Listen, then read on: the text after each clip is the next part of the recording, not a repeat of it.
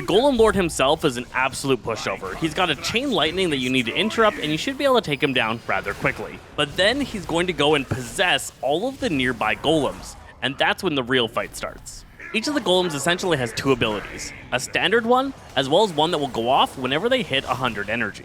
Two of the golems need to be tanked, and the other two are stationary. If at any time throughout the fight, a golem is within 10 yards of another golem, both of them are empowered by 100%, so you definitely need to keep these things spread out, and due to the constant movement that has to go on the fight, you have to be coordinated where each of the golems are going to go. The Argelmach II is the first of the stationary golems. It's going to use the ability Live Wire that goes on to random players, giving them a white circle debuff.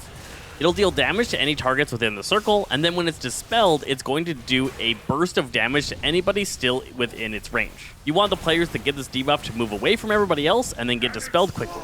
When the Argelmach II reaches 100 energy, it's going to cast Lethal Attraction, chaining players together.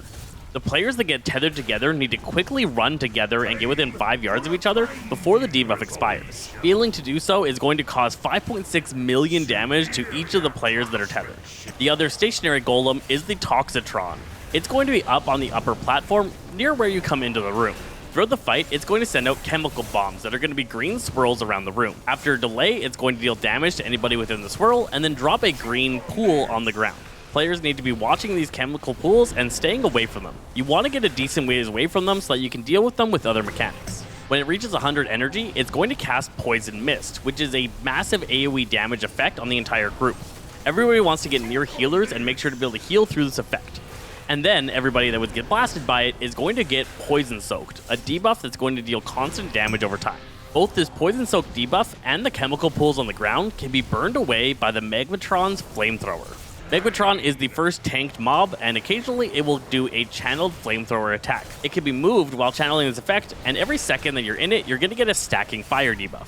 If the flames ever touch the pools on the ground, pools will detonate for AoE damage onto the raid, but remove the pool. Any player with the Poison Soaked debuff can get hit by the flamethrower for one tick to remove the Poison Soaked and stop the healing that needs to be happening. When Magmatron reaches maximum energy, it's going to explode with incineration, causing damage to every player in the room and combusting all remaining pools on the ground.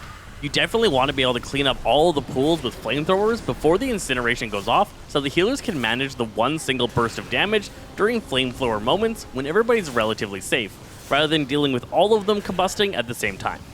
This Flamethrower Melt Armor debuff is going to be something that you have to watch for. It lasts for 30 seconds, and whenever it falls off, you're going to want to do a tank swap. The first tank swap should occur around 15 to 20 stacks, or approximately after 2 full Flamethrower casts. The other tanked mob is the Arcanotron. The Arcanotron's basic ability, it will teleport to a specific spot in the room, and then it'll summon an Arcane Charge. This charge will appear at the location, slowly drop, and if it touches the ground, it will detonate, doing AoE damage to all players.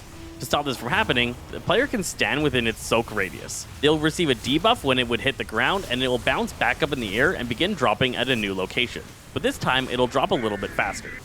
You can bounce this orb multiple times, which will keep speeding it up. And when it finally hits the ground, the damage it deals to the raid will be reduced by the amount of times that it bounced.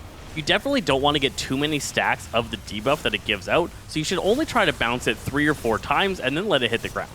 Finally, at maximum energy, it's going to begin casting Power Generator. This will summon a bunch of blue orbs that will gravitate towards it from around the room. Any of these that touch the boss is going to give it a damage boost, but players can intercept them to get the boost for themselves. You can get up to 5 stacks of this buff, increasing your damage dealt by 12% per stack. It's recommended to hold Bloodlust until you have this phase occur and get everybody to get 5 stacks. Then you pop that Bloodlust and do massive increased damage through all of your abilities. For the most part, the player should stay around the area that Arcanotron teleports to, which is near where it originally spawns.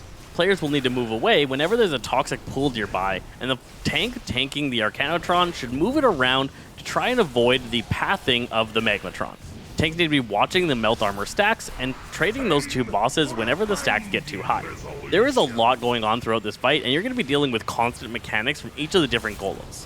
Slight mess-ups aren't too big of a deal, with the exception of Fatal Attraction, which you need to make sure to deal with immediately, or you're going to have dead team members. And with all that information, you should be able to take down this boss. I hope this guide helped you out. I'm Disney Fresh, this is Games, and we'll catch you guys next time.